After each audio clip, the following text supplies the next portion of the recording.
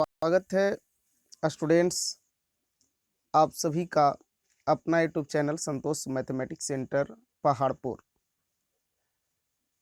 आज हम सभी इकोनॉमिक्स, ध्यान रखें, आज हम सभी इकोनॉमिक्स अर्थशास्त्र यानी क्लास 10th और जिस बुक से मैं पढ़ा रहा हूँ उस बुक का नाम है BTBC। ध्यान रखिएगा,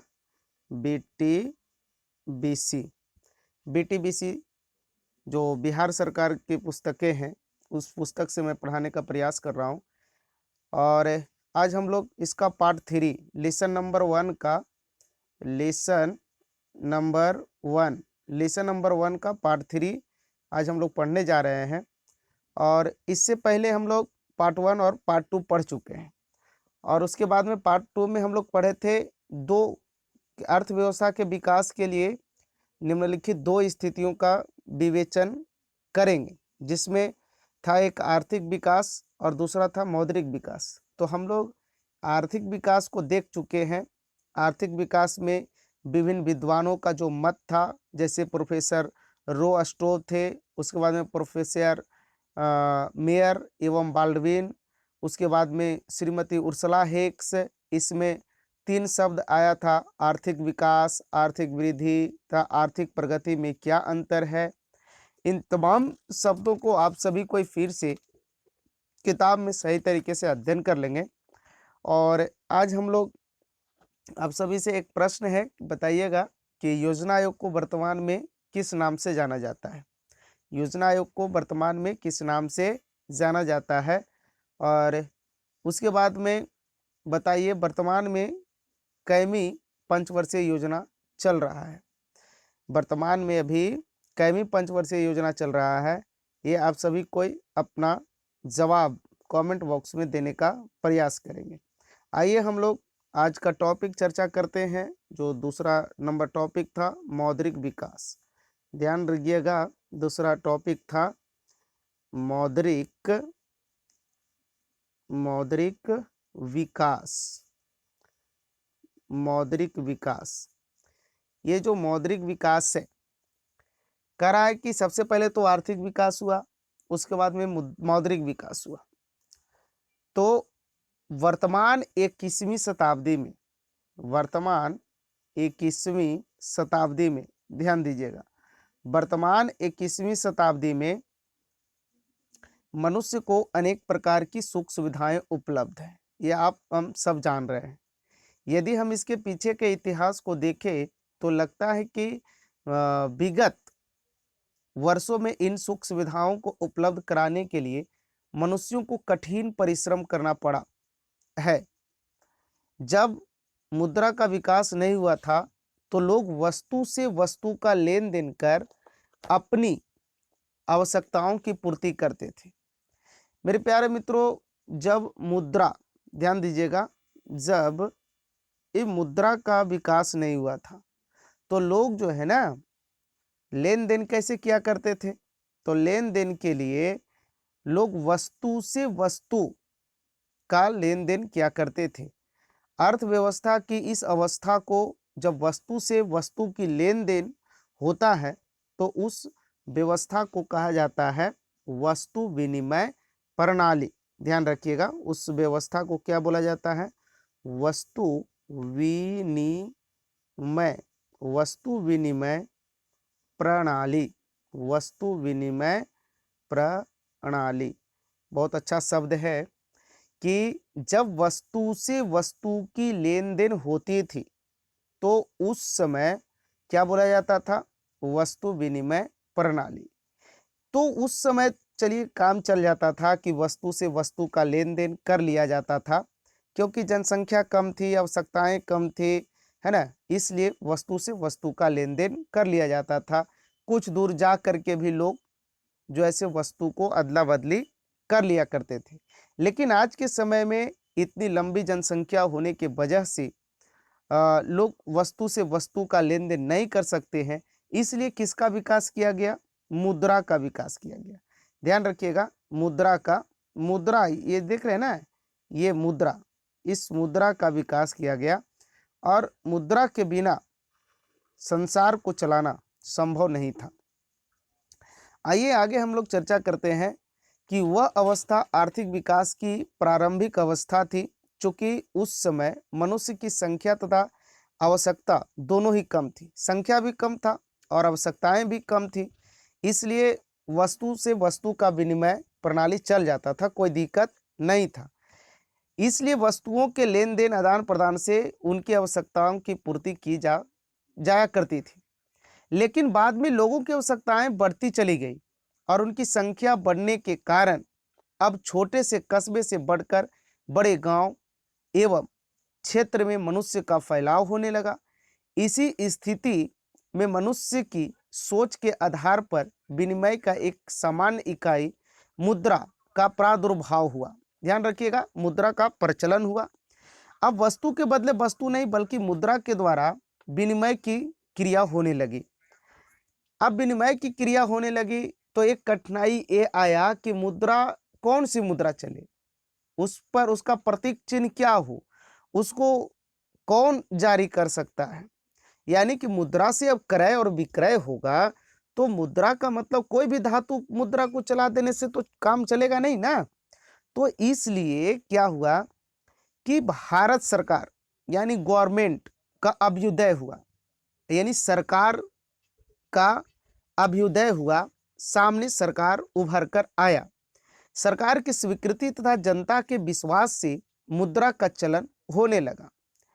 अर्थव्यवस्था के विकास, अर्थव्यवस्था के विकास, ध्यान रखिएगा, अर्थव्यवस्था के विकास के साथ अब लोग मुद्रा से भी हल्की चीज की आवश्यकता महसूस करने लगे। ध्यान दीजिएगा, जब अर्थव्यवस्था आया, जब क्या आया, अर्थव्यवस्था आया और अर्थव्यवस्था के साथ साथ में मुद्रा आया, अर्थव्यवस्था के साथ साथ में क्या आया, मुद्रा आया। तो ये मुद्रा धातु के होता था, तो धातु के रहने के वजह से लोगों को जो ऐसे कि ज़्यादा भार पड़ने लगा, पैकेट ज़्यादा जो ऐसे दिक्कतें महसूस करने लगा। इसके वजह से अब लोग सोचने लगा कि इससे और हल्का चीज़ आ जाए।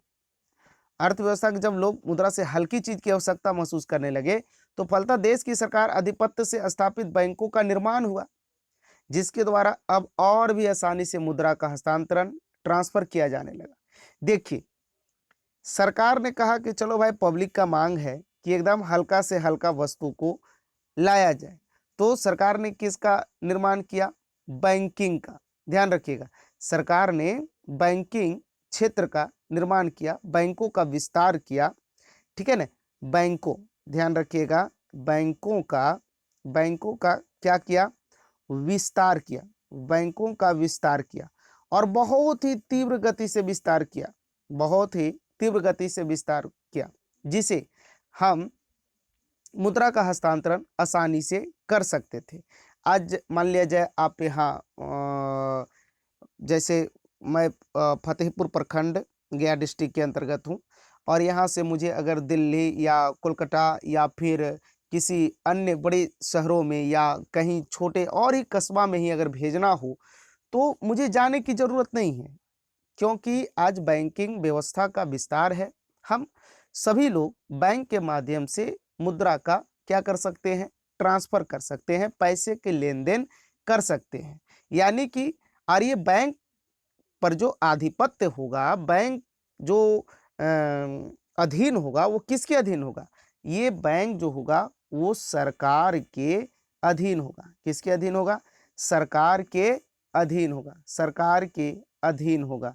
ध्यान रखिएगा, ये बैंक किसके अधीन होगा, तो सरकार के अधीन होगा। जब तक सरकार इस पर अपना वर्चस्व जमाए हुए रहती है तब तक हम सभी किसी भी प्रकार का कोई कार्य नहीं कर सकते हैं।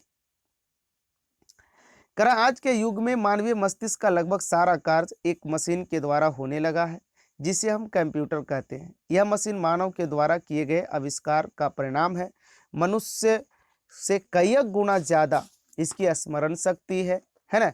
आप अपने बीटीबीसी के किताब में देखेंगे कि पेज नंबर 12 में, पेज नंबर, ध्यान रखिएगा, पेज नंबर 12, अगर कोई किसी का अलग पेज नंबर में भी हो सकता है, कोई ज़रूर नहीं, लेकिन मैं जिस पुस्तक से पढ़ा रहा हूँ उसमें पेज नंबर 12 में एक कंप्यूटर चलाता हुआ व्यक्ति दिखाई देगा। उसमें आप देख सकते हैं कि किस तरीके से, लेकिन आज के डेट में कोई ऐसा बच्चा नहीं है जो कंप्यूटर से अवगत नहीं है। करा आजकल प्लास्टिक के एक छोटे से टुकड़े पर इंगित यांत्रिक, ध्यान रखिएगा, प्लास्टिक के एक छोटे से टुकड़े पर इंगित यांत्रिक चिन्ह के माध्यम से पैसे का आदान प्रदान तथा निकासी होने लगा है। जब एक व्यक्ति एक स्थान से दूसरे स्थान तक बिना विलंब के बैंक के माध्यम से पैसे का लेन देन करता है तो बैंक के इस प्रणाली को क्या बोला जाता है?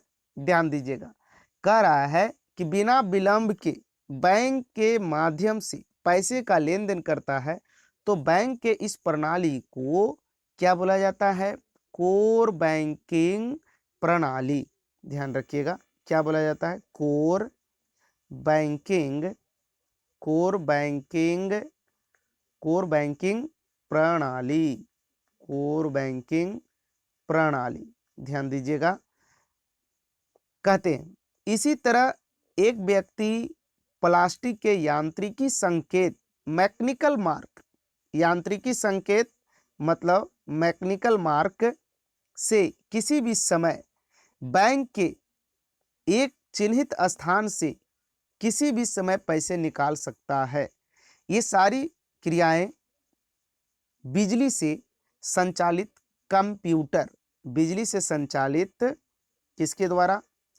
कंप्यूटर, बिजली से संचालित कंप्यूटर, ध्यान रखिएगा, बिजली से संचालित कंप्यूटर के द्वारा, बिजली से संचालित कंप्यूटर के द्वारा होता है। बैंक के जिस चिन्हित स्थान से हर समय पैसे निकालने की सुविधा होती है उसे हम क्या कहते हैं? ध्यान रखिएगा, बैंक से एक चिन्हित स्थान से पैसे निकालने की जहां से सुविधा होती है उसे हम एटीएम कहते हैं। क्या कहते हैं? एटीएम। ध्यान रखिए, एटीएम का फुल फॉर्म होता है automatic, AUTOMATIC,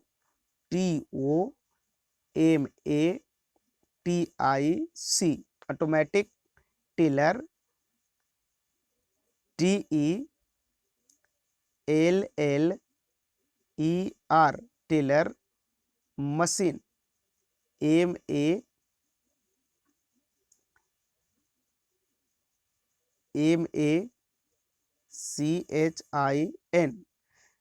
automatic teller machine. याद रख लीजिएगा, पूछता है, फुल फॉर्म पूछता है। इस तरह आपने देखा कि किस तरह पहले के अदला बदली के युग से हम लोगों ने मुद्रा के युग में प्रवेश किया है। आज हम लोग बैंकिंग प्रणाली के चेक युग से भी आगे कोर बैंकिंग तथा एटीएम के युग में प्रवेश कर गए हैं। एटीएम के अलावे हमें आज डेबिट कार्ड तथा क्रेडिट कार्ड है ना, एटीएम के अलावे हम लोगों को आज के डेट में क्या मिल गया है जी? ध्यान रखिएगा, एटीएम तो था है, ये था फर्स्ट ऑफ ऑल क्या था? एटीएम, ठीक है। अब उसके बाद में दूसरा में हम लोगों को आ गया डेबिट कार्ड, ध्यान रखिएगा, डेबिट कार्ड है ना। उसके बाद में दूसरे नंबर में क्रेडिट कार्ड, जिसको केसीसी कहते हैं। किसान लोग ज़्यादा इससे ये करते हैं, पैसा का लेन देन क्या करते हैं। क्रेडिट कार्ड, ध्यान रखिएगा, क्रेडिट कार्ड की भी सुविधा प्राप्त है। इसे भी हम आर्थिक विकास की एक प्रक्रिया कहेंगे। आइए एक छोटा सा कॉलम में कुछ पॉइंट दिया है, मौद्रिक विकास की संक्षिप्त कहानी, मौद्रिक विकास की संक्षिप्त कहानी, जिसको मैं लिखने का प्रयास करता हूं और आप सभी समझने का प्रयास करेंगे। सबसे पहला कहानी था वस्तु विनिमय प्रणाली।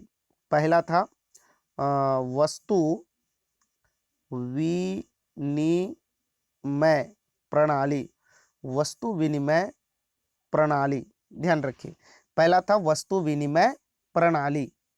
तो वस्तु विनिमय प्रणाली में क्या होता था? वस्तु से वस्तु का लेन देन। वस्तु विनिमय प्रणाली में होता था कि वस्तु से वस्तु का लेन देन। उसके बाद में दूसरा था मौद्रिक प्रणाली। दूसरा आया क्या जी? मौद्रिक प्रणाली। मौद्रिक प्रणाली दूसरा क्या आया? मौद्रिक प्रणाली। अब देखिए, जब ये मौद्रिक प्रणाली आया तो मुद्रा से वस्तुओं एवं सेवाओं का विनिमय होने लगा। सेवा का मतलब, जैसे मान लीजिए आप किसी शिक्षक के पास में पढ़ रहे हैं, तो शिक्षक के पास में पढ़ रहे हैं तो अब ऐसा नहीं है कि पढ़ने के बदले में आप 2 किलो 4 किलो या गेहूं या धान या कोई भी वस्तु ले जा करके दे रहे हैं। ऐसा नहीं ना हो रहा है। इसके लिए क्या हो रहा है, आज हम लोग सेवा जब कोई इंसान कर रहा है, जैसे आप जगह जगह पे देखते हैं, पुलिस स्टेशन है या कोई भी जगह या फिर किसी भी बैंकिंग सेक्टर में अगर कोई व्यक्ति सेवा दे रहा है अपना, या कोई प्रोफेसर कॉलेज यूनिवर्सिटी में अपना सेवा दे रहा है, पढ़ा रहा है, या कोई नर्स जो है से कि किसी हॉस्पिटल में सेवा दे रही है, तो उसके बदले में वो क्या है, उसको धान चावल और गेहूं या कोई वस्तु नहीं ना मिलेगा जी। इसके लिए क्या हुआ कि उसको मुद्रा मिलता है ना। तो हम लोग मौद्रिक प्रणाली में मुद्रा से वस्तुओं एवं सेवाओं का विनिमय किया। मतलब हम मुद्रा से वस्तु को खरीद सकते हैं, है ना, या कोई वस्तु को बेच करके हम उससे मुद्रा ले लेंगे और उस मुद्रा को मार्केट लेकर जाएंगे और हमारे जीवन के लिए जो मूलभूत आवश्यकताएं होगी, समझ में आ रहा है?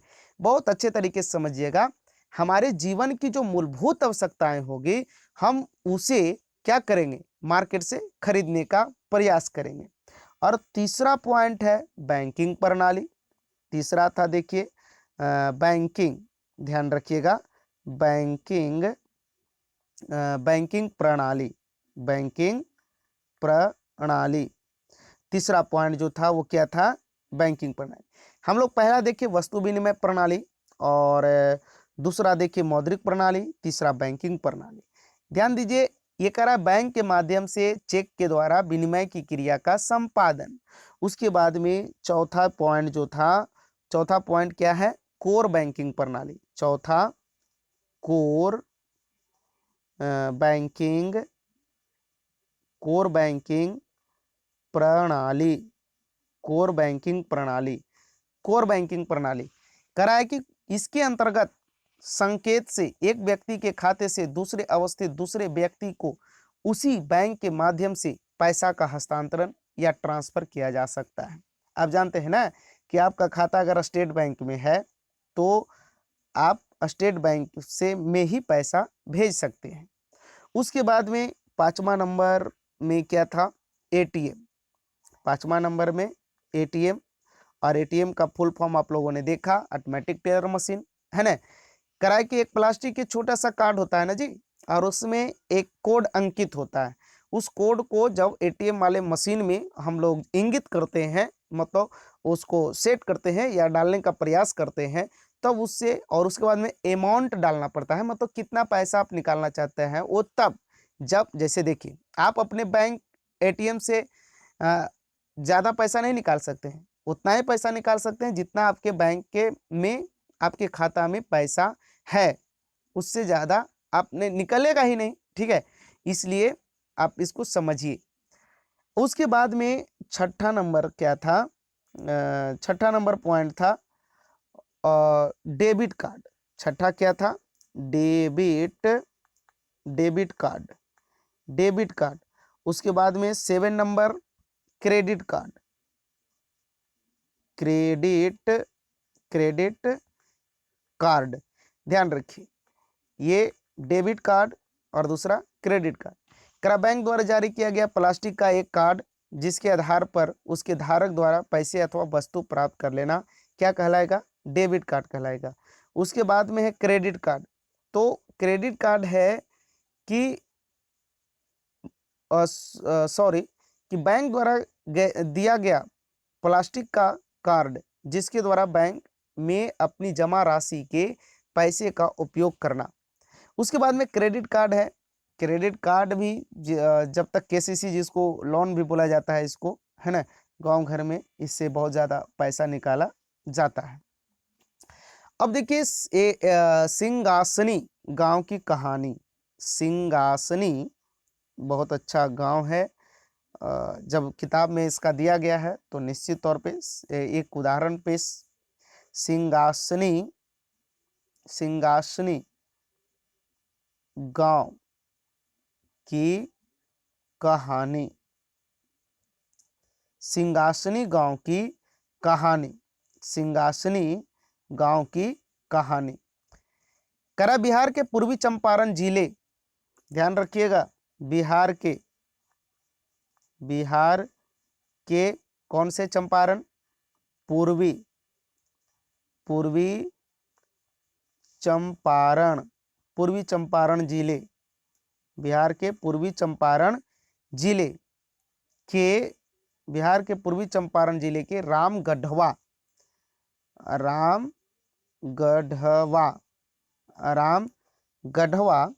ध्यान रखिएगा, रामगढ़वा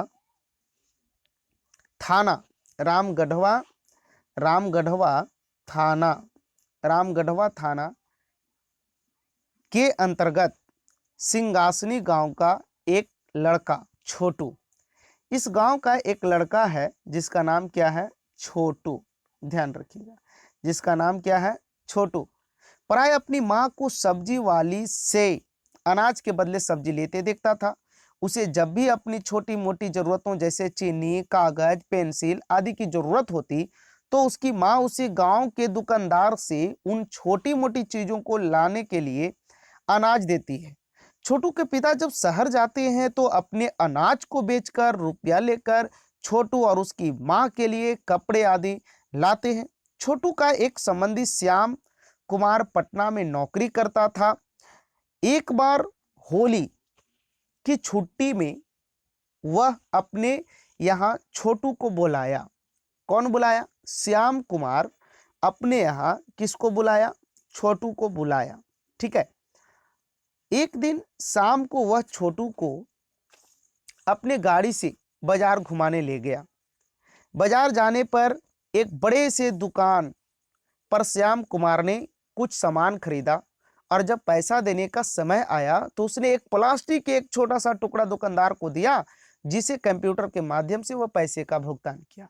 आप आज जानते हैं बहुत पे फोन हो गया, पेटीएम हो गया, इन तमाम तरीके से आज के डेट में जैसे पैसा का लेन देन होता है, वो उसी तरीके से वो श्याम कुमार छोटू को बताया कि देखो आज के डेट में ना बहुत ज़्यादा सुविधा हो गया है। अब हम लोगों को वस्तु से वस्तु का लेन देन नहीं करना है, बल्कि अब क्या करना है, अब हम लोगों को एक छोटा सा क्रेडिट कार्ड रखना, एटीएम रख लेना है, या पेटीएम बना लीजिए, या फिर पे फोन इत्यादि, ये सभी तरीके के काम आज के डेट में हो रहा है।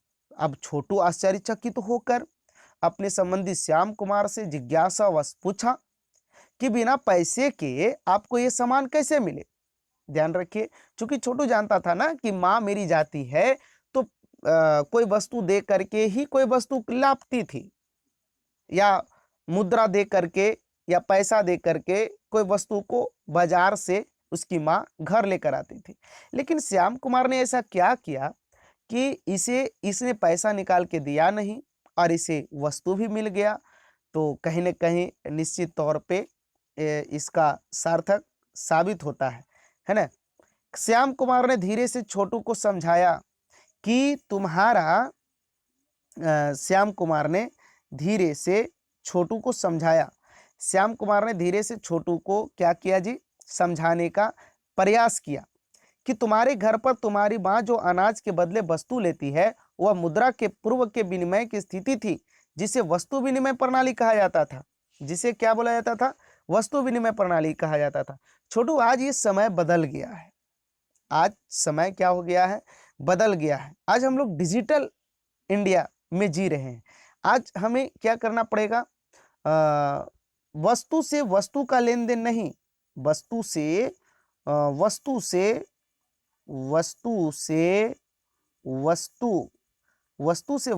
का लेन देन नहीं, वस्तु से वस्तु का लेन देन नहीं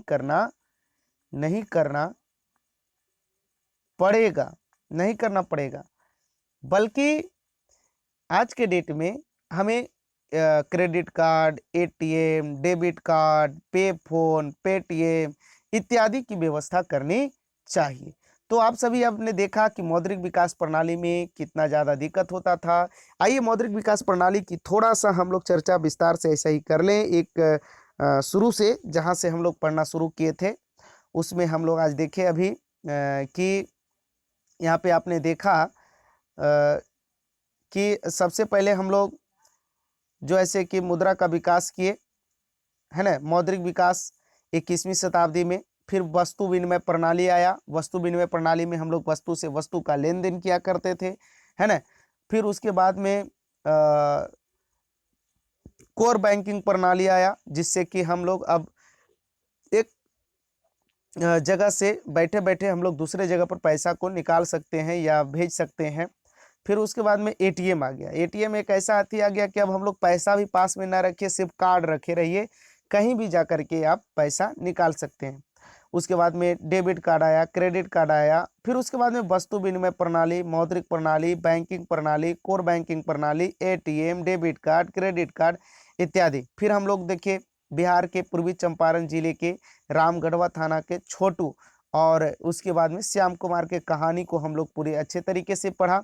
आइए अब हम लोग चर्चा करते हैं आर्थिक विकास की माप एवं सूचकांक। ध्यान रखिएगा, आर्थिक किताब में आप सभी को देखिएगा दोस्तों, आर्थिक विकास, आर्थिक विकास, आर्थिक विकास की माप, आर्थिक विकास की माप एवं सूचकांक, आर्थिक विकास की माप एवं सूचकांक।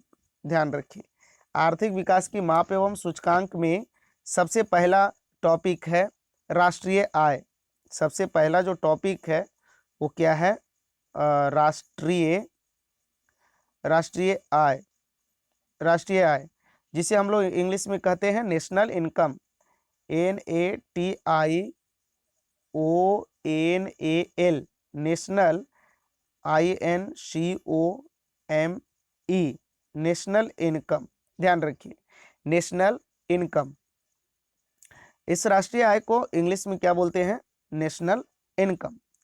करा राष्ट्रीय आय को आर्थिक विकास का एक प्रमुख सूचक माना जाता है। किसी देश में एक वर्ष की अवधि में उत्पादित सभी वस्तुओं एवं सेवाओं के मौद्रिक मूल्य के योग को क्या बोला जाता है? राष्ट्रीय आय कहा जाता है। देखिए बहुत अच्छे तरीके से समझना है।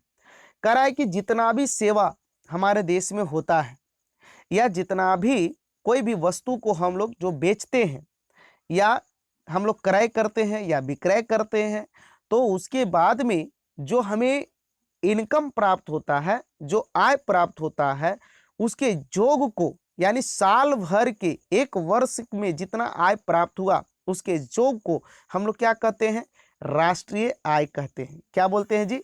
राष्ट्रीय आय कहा जाता है। सामान्य तौर पर जिस देश का राष्ट्रीय आय अधिक होता है, ध्यान रखिएगा, कह रहा है कि जिस देश का राष्ट्रीय आय अधिक होता है वह देश क्या कहलाता है? विकसित कहलाता है। अब देखिए, जिस देश के पास राष्ट्रीय आय अधिक होगा वह देश क्या कहलाएगा? विकसित कहलाता है। और जिस देश का राष्ट्रीय आय कम होता है वह देश क्या कहलाता है? अविकसित कहलाता है। क्या कहलाता है? अविकसित, अविकसित। ध्यान रखिएगा, अविकसित, अविकसित। जिसके पास अधिक होता है वो विकसित, विकसित, और जिसके पास कम होता है वो अविकसित, ज्यादा होता है वो विकसित, है ना। तो अब बताइए, भारत विकसित है या अविकसित है?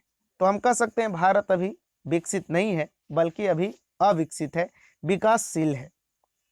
आइए आगे, उसके बाद में है प्रति व्यक्ति आय, पर कैपिटा इनकम। दूसरा पॉइंट है प्रति व्यक्ति आय, प्रति व्यक्ति आय, प्रति व्यक्ति आय। इसको क्या बोलेंगे? पर, PER, per capita, CAPITA,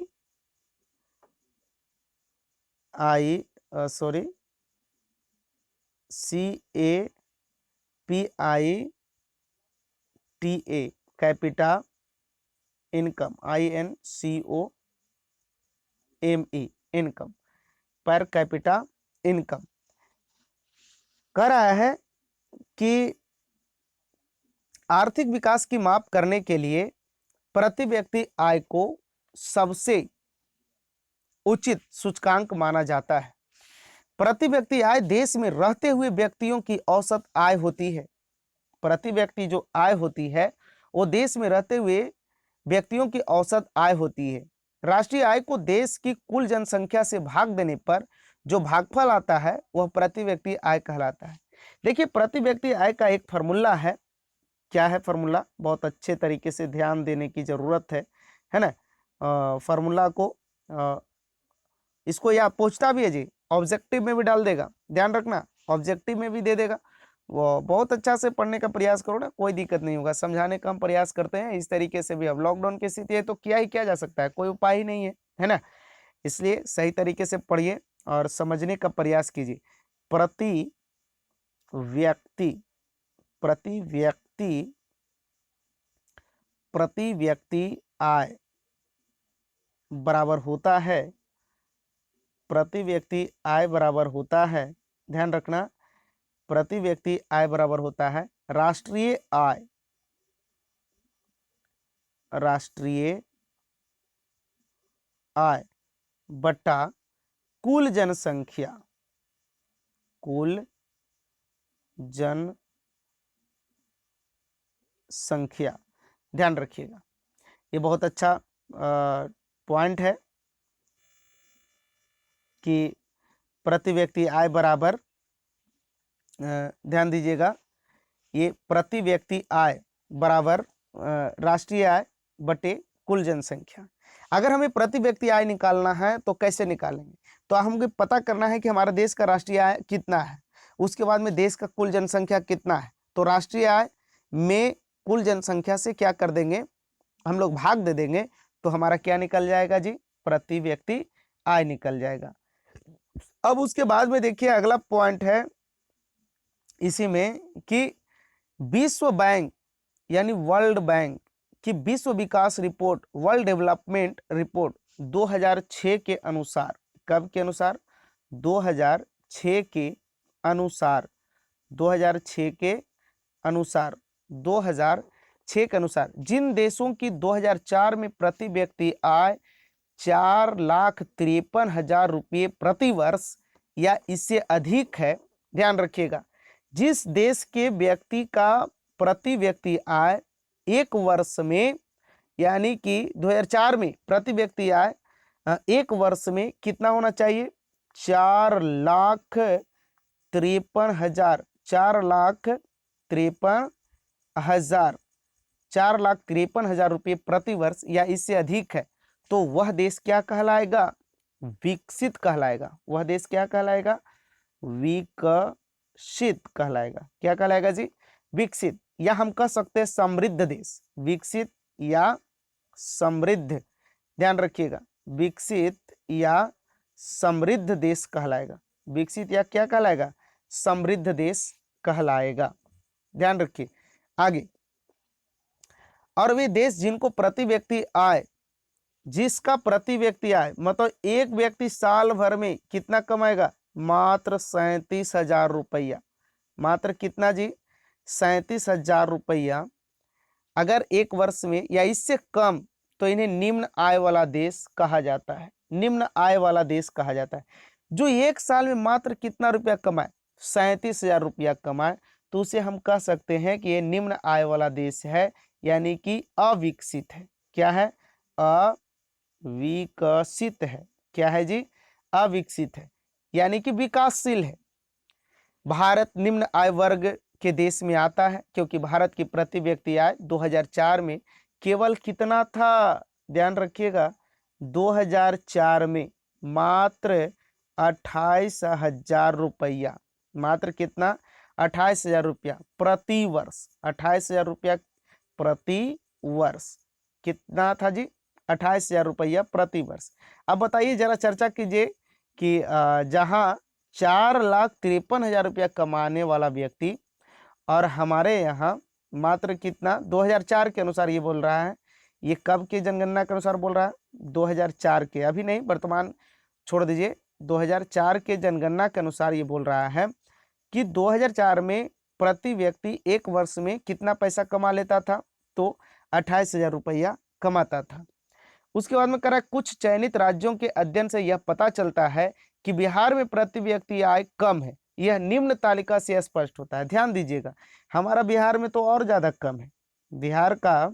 Bihar का प्रति व्यक्ति आय सबसे कम है। देखिए, अगर पंजाब की बात किया जाए, ध्यान रखिए, अगर पंजाब की बात करें तो प्रति व्यक्ति आय कितना है? 26,000 रुपया है। प्रति व्यक्ति आय कितना है? 26,000 रुपया है। उसके बाद में अगर केरल की बात करें, देखिए ये केरल की बात करें तो वहाँ जो है लोग 22,800 रुपया कमाते हैं एक वर्ष में, है ना। और अपना बिहार में, हम लोग बिहार के हैं तो अपना बिहार की बात करते हैं।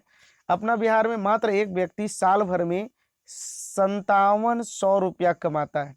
ध्यान रखिएगा, मात्र 5,700 रुपीज, मतलब 5,700 रुपया एक व्यक्ति जो है साल भर में कमाने का प्रयास करता है।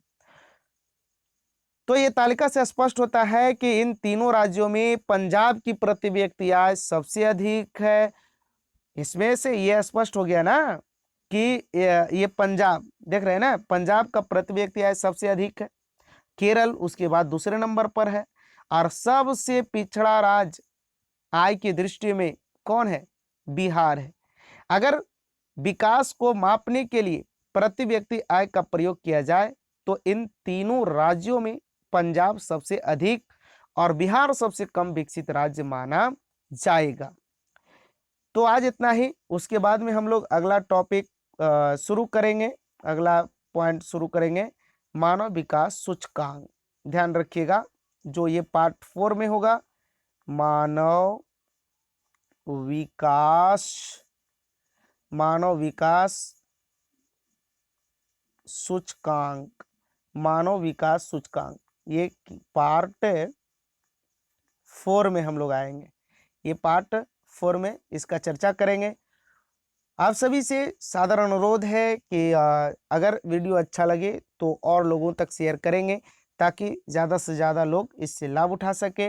लेता हूँ ब्रेक। और बाकी आप सभी को अगर किसी भी प्रकार का कोई प्रॉब्लम हो तो मेरा अपना व्हाट्सएप नंबर है ना, 8294375747, इस पे आप सभी संपर्क करें।